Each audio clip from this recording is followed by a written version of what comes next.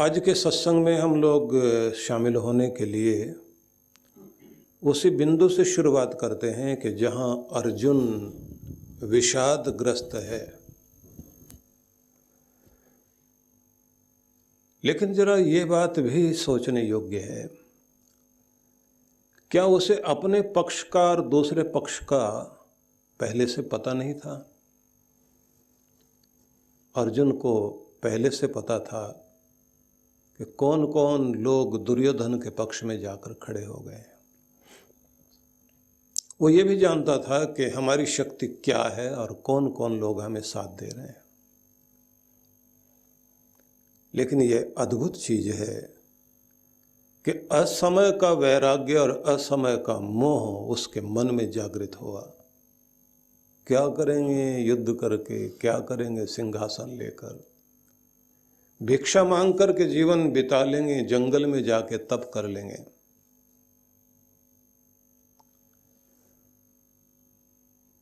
बहुत बार इस तरह की स्थितियां आती हैं और भले लोगों के मन में ये बात बहुत ज़्यादा आती है। जब वो बहुत ज़्यादा भाव विभोर हो जाएंगे या कह लीजिए कि बहुत इमोशनल हो जाते हैं, दूसरे ने गुस्सा दिला दिया, ये पड़ा तुम्हारा सब कुछ, मुझे नहीं चाहिए कुछ भी, ये रखी तुम्हारी धर्मशाला, सब तुम ही रख लो, मुझे कोई ज़रूरत नहीं है, मैं जैसे कैसे जाके गुजारा कर लूँगा, मैं निकल रहा हूँ यहाँ से।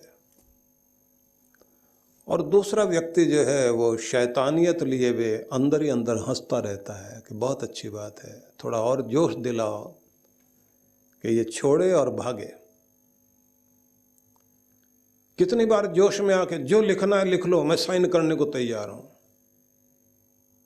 अगला आदमी जोश दिलाता है, झूठ बोल रहे हो, तुम कोई साइन वाइन करने वाले नहीं, हिम्मत है तो करके दिखाओ। और साइन कर लिए, अब दूसरा कहता मैं रख लूंगा इसको, अब वो कहता रखो, का फिर मत बोलना, बोले नहीं बोलूंगा, मैं जा रहा हूं, कैसे बोल रहे हो, फिर आ जाओगे, फिर ड्रामा करोगे। अब वो जोश जोश में निकल गया, जिसने साइन कराने थे करा लिए। ये भावुकता बहुत लोगों के जीवन में वो कुछ कर देती है। भावुकता में दे दिया कि भले लोग हैं।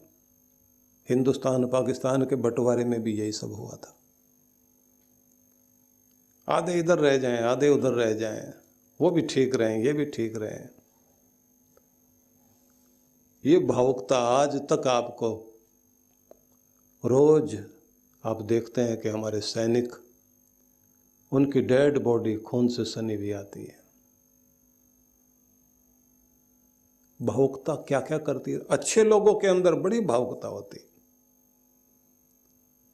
कृष्ण भगवान उस समय जो उपचार करते हैं, बड़ा अच्छा लगता है सुनने को, जब वो कहता है रक्त से सना हुआ सिंहासन नहीं चाहिए मुझे, अपनों को मार के मिलेगा क्या। मैं ये बात इसलिए कहना चाहता हूं क्योंकि गीता यहीं से शुरू होती है और बहुत सारे लोग ये कह देते हैं, और बड़े भारत के महान ज्ञानी और भारत देश को एक राजनीति में एक बड़ा स्थान देने वाले व्यक्ति, जिन्होंने बहुत बड़े निर्णय किए हिंदुस्तान के लिए, नाम लेना नहीं चाहता, उन्होंने कहा मैं कृष्ण भगवान के ये पहले वाले विचारों से सहमत नहीं हूं। अर्जुन अपनी जगह ठीक था। बड़ी विचित्र बातें लोग कह देते हैं, लेकिन जरा सोच के देखिए, ये थोड़ा उत्तेजक जरूर लग रहा है कि भले लोगों के पास ताकत होगी तो भले काम में लगाएंगे ताकत को, भले आदमियों के पास सिंहासन होगा तो धरती के अंदर धर्म फैलेगा, अच्छाई फैलेगी, सच्चाई फैलेगी, इंसानियत की रक्षा होगी। भले आदमी को अमीर होना चाहिए, सज्जनों के पास धन बहुत होना चाहिए, सज्जनों के पास पावर होनी चाहिए, सिंहासन अच्छे लोगों के पास होना चाहिए, संगठन अच्छे लोगों का बनना चाहिए, दुर्जनों का तो अपने आप बन जाएगा। भ्रष्ट लोग तो बहुत जल्दी इकट्ठे हो जाएंगे। बेईमान बहुत जल्दी इकट्ठे हो जाएंगे, बड़ा जल्दी संगठन बना लेंगे।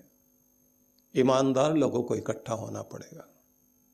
बेईमानों की रक्षा करने के लिए सारे एक हो जाएंगे। ये ईमानदारों की रक्षा करने के लिए इकट्ठा होना पड़ेगा। बड़ा उत्तेजक है ये। इसलिए मैं शांति की बात करते हुए मैं खुद क्रांति में आ गया हूं। बोलना है, मेरा भी बोलने में बदल गया स्वर।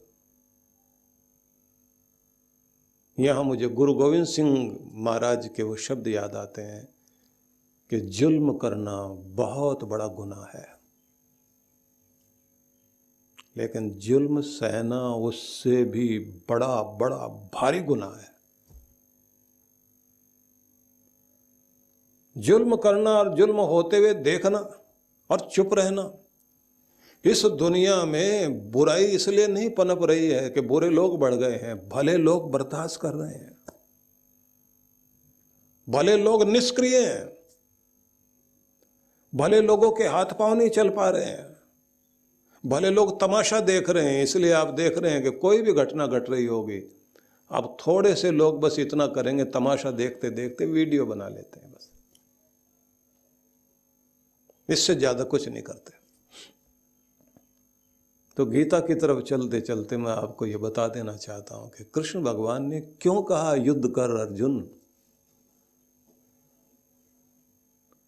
इसलिए कहा कि सज्जन को भावुक नहीं होना है। आखिरी भारत का, दिल्ली का वो राजा पृथ्वीराज चौहान, वो क्या भावुकता थी। कहते हैं कि 17 बार उसने दूसरे को माफ किया, शाहबुद्दीन गौरी को, लेकिन जब गौरी को मौका मिला उसने एक बार भी माफ नहीं किया। आप अपनी भावुकता में माफ करते जाइए, बड़प्पन दिखाते जाइए।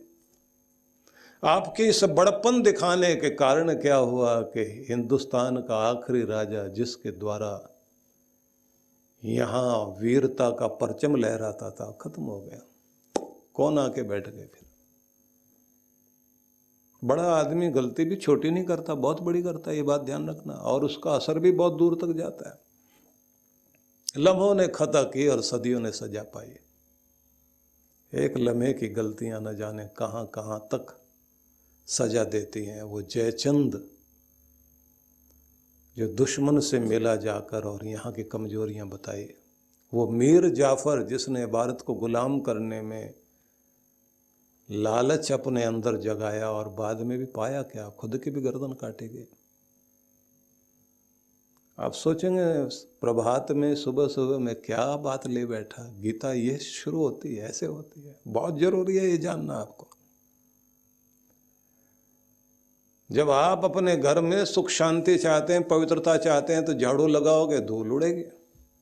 और आप कहेंगे धूल वूल नहीं उड़नी चाहिए। आप जो है वैक्यूम क्लीनर ले आइए, शोर तो वो भी करेगा। क्योंकि शांति लाने के लिए कुछ न कुछ क्रांति तो करनी पड़ेगी। अगर बीमारी हटानी है तो सर्जरी तो करनी पड़ेगी। बस ये कृष्ण का कमाल है कि कम से कम खून बहे और ज़्यादा से ज़्यादा बड़ा काम हो जाए कि व्यक्ति का रोग कट जाए। तो अर्जुन को पता है कि मेरे पक्ष में कौन है, दूसरे पक्ष में कौन है। उसको ये भी सब पता है कि उसके साथ, उसके अपनों के साथ क्या क्या हुआ। उसको ये भी पता है कि हस्तिनापुर के महल में मेरी माँ, विधवा माँ बैठी हुई है। दुर्योधन जहाँ रहता है, भीष्म जहाँ रहते, वहाँ कुंती बैठी हुई। मेरे पति यहाँ बैठा के गए थे मुझे, मैं यहीं रहूँगी। मेरे बच्चे दर दर की ठोकरें खा रहे हैं, जाएं जगह जगह, मैं यहीं बैठकर लड़ाई लड़ूंगी। मैं यहीं से बताऊंगी कि मैं यहाँ बैठी हूँ, मैं यहाँ की महारानी थी, मेरा हक छीना गया, मेरे बच्चों का, मेरे अपनों का हक छीना गया। वो बताना चाहती वहां बैठकर। एक बड़ा दर्द है। और ये लड़ाई ऐसा एक व्यक्ति जिसके ऊपर सब उम्मीदें, आप जरा सोच के देखिए, हस्तिनापुर में समझौता कराने के लिए आखिरी बार कोशिश करने के लिए कृष्ण गए हैं, और क्या उस समय घटना घटी। उस दिन का वर्णन व्यास ऋषि ने लिखा है कि वो सुबह अद्भुत थी जब कृष्ण सवेरे यज्ञ करके सबको दान पुण्य करके और रथ में बैठने के लिए तैयार हो रहे हैं।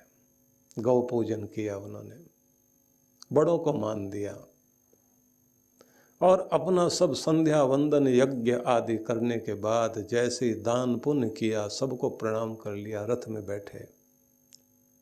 सब बड़ी आस से देख रहे हैं कि कुछ निर्णय निकलेगा, कृष्ण जा रहे हैं, दुर्बुद्धि दुर्योधन को समझा कर आएंगे, बात बन जाएगी। और कमाल तो ये कि वर्णन इस तरह से उन्होंने किया, मैं वो सारा इस समय नहीं सुनाऊंगा क्योंकि थोड़े से समय में आपको बहुत कुछ कहना मैंने, कि जब कृष्ण अपने रथ में बैठ कर के चले जा रहे हैं तो बीच बीच में उनको अलग अलग वनों से निकल करके ऋषि लोग मिलते हैं, नगरवासी मिलते हैं, गांववासी मिलते हैं और कहते हैं एक बहुत बड़ा विपदा का बादल मंडराता हुआ दिखाई दे रहा है, कृष्ण आपसे ही आस है, समझा के आना, युद्ध टल जाए तो बहुत अच्छा। शांति शांति करने से शांति नहीं आती, शांति के लिए प्रबंध करना पड़ता है। शांति के लिए दूसरे को कैसे शांत होगा, सिर्फ मीठा खिलाने से सब शांत होंगे। राम जी शांति बांटते हैं, राम जी का नाम शांति देता है, लेकिन जरा सोचिए रावण क्या शांति शांति कहने से समझ गया था क्या? राम जी अहिंसा को बड़ा महत्व देते हैं, तो क्या रावण अहिंसा से समझ गया? राम जी मर्यादा में बोलते हैं, मधुर बोलते हैं और उनके चेहरे पर शांति और मुस्कान हमेशा रहती है, लेकिन क्या मुस्कान से और मधुरता से रावण मान गया? उनको भी उठाना पड़ा हथियार। छीनता हो सत्व कोई तो त्याग तब से काम ले, ये पाप है, दिनकर ने लिखा है कुरुक्षेत्र में कि तुम्हारा कोई अधिकार छीन रहा हो, छीनता हो सत्व कोई तो त्याग तब से काम ले, ये पाप है, पुण्य है विच्छिन्न कर देना उसे, बढ़ रहा तेरी तरफ जो हाथ है। बस यही पुण्य है उस समय, तेरा अधिकार छीनने के लिए जो कोई हाथ उठ रहा है, तेरा, तेरे अपनों का, तेरी धरती का, तुम्हारा गौरव छीना जा रहा, तब तो हाथ आगे बढ़ाना पड़ेगा। तो कृष्ण भगवान ने आखिरी कोशिश की, गए, और कितनी कोशिश की। आखिर में युद्ध को टालने के लिए उन्होंने यहां तो कह दिया, दुर्योधन केवल मात्र 5 भाई हैं, एक एक गांव दे दो उनको, बस एक गांव। आप सोच रहे हैं कोई एक छोटा सा 200-400 लोग रहते हो जिस घर में कोई जंगल वंगल में पहाड़ में बसा हुआ गांव, नहीं, ऐसा नहीं है। एक तो ये मेरठ वाला जो एरिया है ये मांगा गया था, और ये जो हरिद्वार वाला एरिया ये मांगा गया था, ऐसे करके 5 थे। और वो भी कमाल का व्यक्ति है दुर्योधन, वो कहता है सुई के नोक के अग्रभाग के बराबर भी भूमि सुचैग्र नैव दास्यामि बिना युद्धेन केशव। सुई के अग्रभाग के, सुई की नोक कह लीजिए, सुई की नोक के टिकाने से जितनी जमीन होती हो उतनी भी नहीं दूंगा, हिम्मत है लड़के लो, आओ ना लड़ो, ये बोल रहा है। और कृष्ण जब ये कहते हैं कि विनाश तुम्हारे सिर पर चढ़कर बोल रहा है दुर्योधन, तुम नहीं जानते तुम क्या करने वाले हो, कितना बड़ा विनाश होगा और किस तरह से मारे जाओगे और कैसे वंश का नाश होगा, तुम्हें नहीं पता। इतना सुनने के बाद इतना पागल सैनिकों को आदेश दिया कि गिरफ्तार करो इनको। इधर कृष्ण भगवान ने अपना रूप दिखाना शुरू किया, उधर भीष्म खड़े हो गए, इधर नारायणी सेना जो कृष्ण की थी वो सामने आ गई।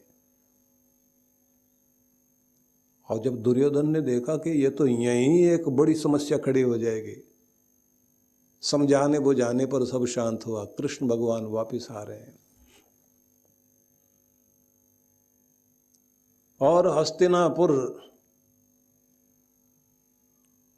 के पास से कुंती के दर्शन होते हैं। पूछती हैं क्या हुआ, और वो भी बोल के नहीं, नजरों से पूछती हैं, अपनी भाव भंगिमा से पूछती हैं, कृष्ण बताओ क्या हुआ। अब कृष्ण भी जोश में आके ऐसे नहीं बोलते, मैंने बहुत कोशिश की, ये दुष्ट लोग हैं, माने नहीं, इनका विनाश होके रहेगा। गर्दन हिला दी एक बार में, बात नहीं बनी। मतलब आग में घी नहीं डाला, पेट्रोल नहीं डाला। लेकिन उस समय कुंती के मुंह से जो शब्द निकले थे अपने बेटों के लिए, कह देना उनसे कि जिस दिन के लिए क्षत्राणी अपने बच्चों को जन्म देती हैं, आज वो दिन आ गया। क्षत्राणी का बेटा अपने सामने होने वाले अन्याय को देखकर कभी चुप नहीं बैठ सकता, इसलिए सिंहासन पर बैठता है, सिंह के आसन पर, और सिंह के आसन पर बैठती है शेरा वाली माता। इसलिए वो दुर्गा है, सिंह वाहिनी है। किसी भी राजा को कहा जाता सिंहासन पर बैठिए, पराक्रम है शेर, उसके ऊपर बैठती है दुर्गा माता। शक्ति बैठती है पराक्रम के ऊपर। जो दुश्मनों को हिला देने की ताकत रखे। देखिए, अच्छे आदमी के पास 3 चीजें होती हैं। एक तो वो केयरिंग होता है, दूसरों की केयर करने वाला। दूसरी बात होती है शेयरिंग, बांटने वाला भी होता है। और तीसरी चीज होती है डेयरिंग, बड़ा हौसला, बड़ी बहादुरी। कहीं अगर अपने हौसले की जरूरत पड़ती है, शक्ति और प्रदर्शन की जरूरत पड़ती है, तो करता है। इसलिए श्री कृष्ण ने उस समय वो जो असमय का वैराग्य लेकर के बैठा था अर्जुन, उसके लिए जो शब्द प्रयोग किए, अनार्य जुष्टम, ये आर्यों का आचरण नहीं है, ये तो अनार्य लोगों का आचरण कर रहे हो तुम। ये कायरों का आचरण है, वीरों का आचरण नहीं है। एक कायर सारी फौज को मरवा देता है। नेपोलियन बोला करते थे, फ्रांस के अधिनायक, फ्रांस को नया रूप देने वाला महान योद्धा। वो ये कहता था कि कभी भेड़ बकरियों जैसी फौज के ऊपर नियंत्रण करने वाला और उनका नेता बनकर अगर शेर बैठ जाए तो भेड़ बकरियां नहीं रहती, शेर बन जाती है। और अगर शेरों के झुंड का नेतृत्व करने के लिए कोई भेड़ बकरी जैसे स्वभाव वाला बैठ जाए, नेतृत्व करने वाला, तो सब भेड़ बकरियां बन जाएंगे। शेर भी भेड़ बकरी, वही सिंहासन होता है, उस पर दूसरे लोग भी बैठे और उस पर शेर भी जाकर बैठे, तो देखो तो सही क्या फर्क पड़ता है। 108 कुंडीय श्री गणेश लक्ष्मी महायज्ञ परम पूज्य सद्गुरुदेव श्री सुधांशु जी महाराज एवं डॉक्टर अर्चिका दीदी जी के पावन सानिध्य में विश्व जागृति मिशन पिछले कई वर्षों से जनहित में सुख समृद्धि एवं रिद्धि सिद्धि प्राप्त कराने हेतु श्री गणेश लक्ष्मी महायज्ञ का आयोजन करता आ रहा है। इसी क्रम में इस वर्ष भी आनंद धाम आश्रम के पवित्र प्रांगण में 4 से 7 अक्टूबर तक 108 कुंडीय श्री गणेश लक्ष्मी महायज्ञ आयोजित किया जा रहा है, जिसमें गणेश लक्ष्मी के महाजाप के साथ साथ मंत्राहुति विशेष रूप से होगी। साथ ही 7 अक्टूबर शरद पूर्णिमा के अवसर पर वरदान सिद्धि साधना में सम्मिलित होकर इष्ट कृपा व गुरु कृपा प्राप्त करें। कार्यक्रम की रूपरेखा दिनांक 4 से 7 अक्टूबर 2025 प्रातः 8 बजे। विशेष 7 अक्टूबर वरदान सिद्धि साधना एवं शरद पूर्णिमा पर गुरु दर्शन। आप सपरिवार इस कार्यक्रम में सादर आमंत्रित हैं। आप घर बैठे भी यज्ञ में भाग ले सकते हैं। यज्ञ में यजमान बनने के लिए संपर्क करें। वृंदावन ध्यान साधना शिविर।